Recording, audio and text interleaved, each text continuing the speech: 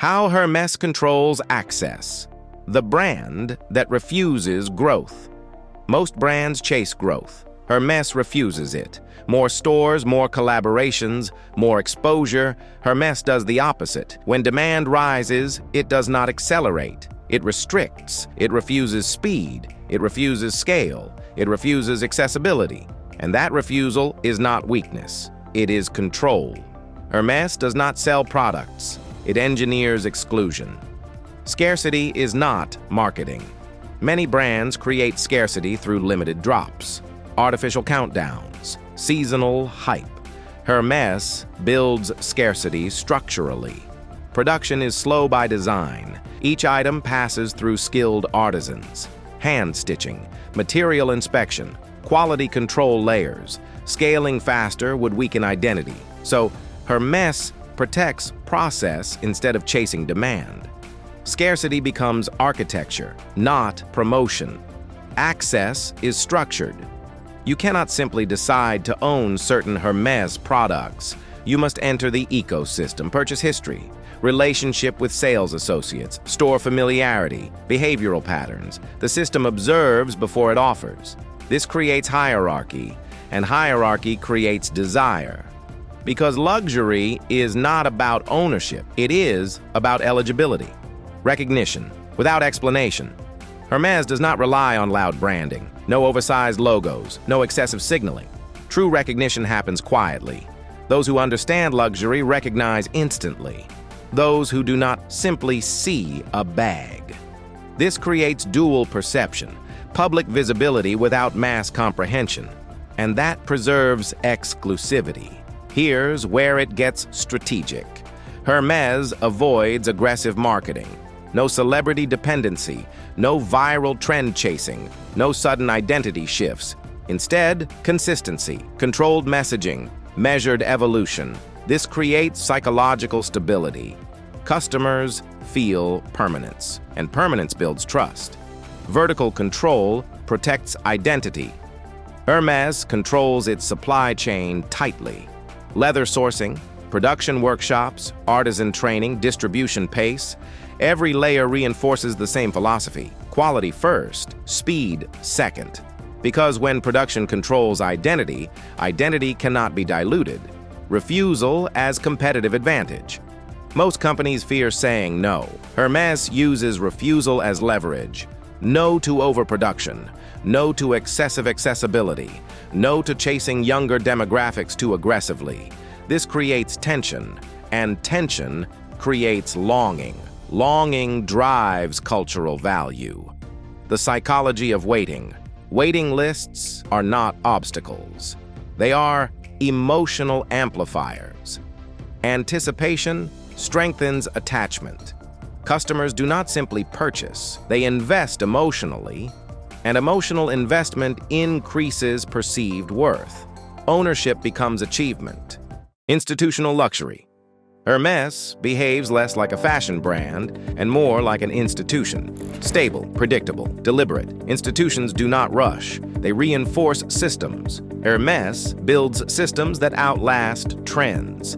Why this strategy works long-term. Short-term luxury brands chase momentum. Hermès builds longevity. Instead of maximizing revenue today, it protects relevance tomorrow. This reduces volatility, and stability attracts high-trust buyers.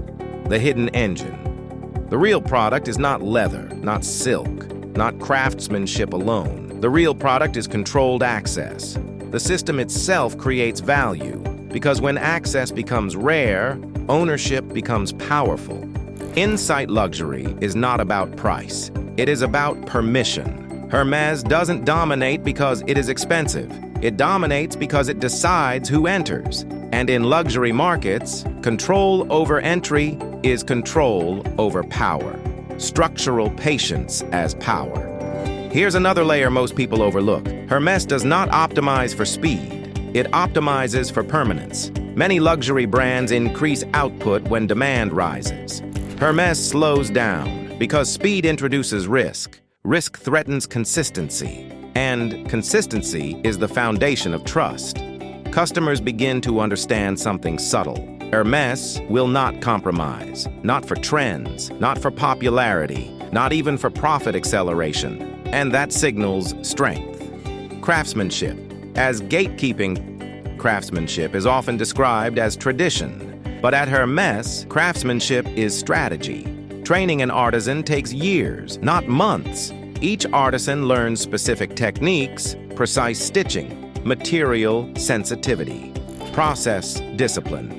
Scaling faster would require lowering standards. Hermès refuses.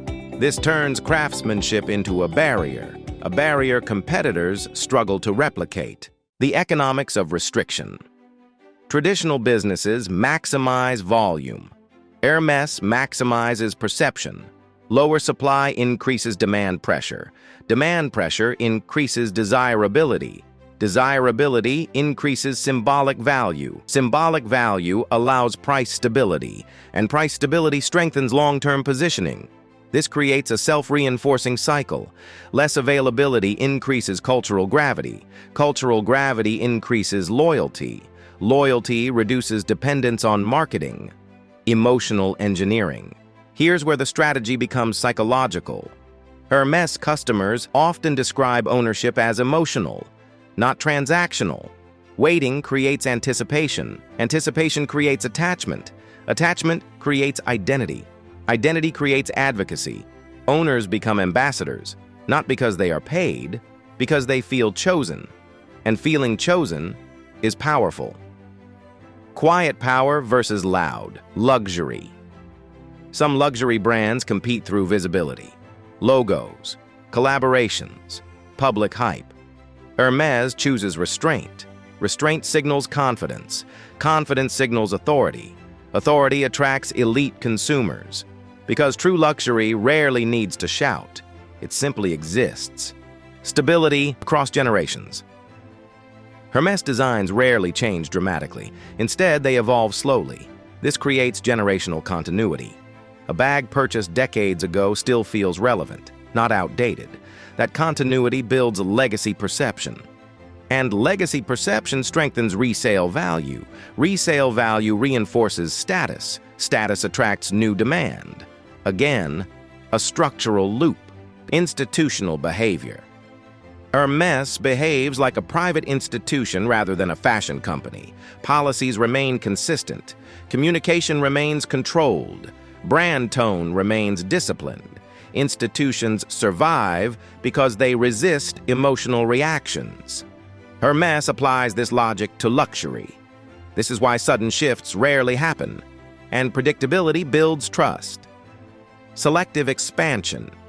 Hermès does expand, but only under strict conditions. New categories must align with identity. New locations must preserve exclusivity. Growth is filtered through philosophy, not opportunity alone, because opportunity without identity leads to dilution, and dilution destroys luxury. Long-term strategic position. Most brands optimize for quarterly performance. Hermès optimizes for decades. Short-term gains are sacrificed to protect long-term perception. This attracts a specific audience: buyers who value longevity, collectors who value heritage, consumers who value restraint, and that audience reinforces the brand's identity continuously. Final strategic insight. Hermès doesn't build desire through visibility, it builds desire through distance. Distance creates curiosity. Curiosity creates aspiration. Aspiration creates loyalty. And loyalty becomes the ultimate luxury asset. Because when access is limited, ownership becomes meaning.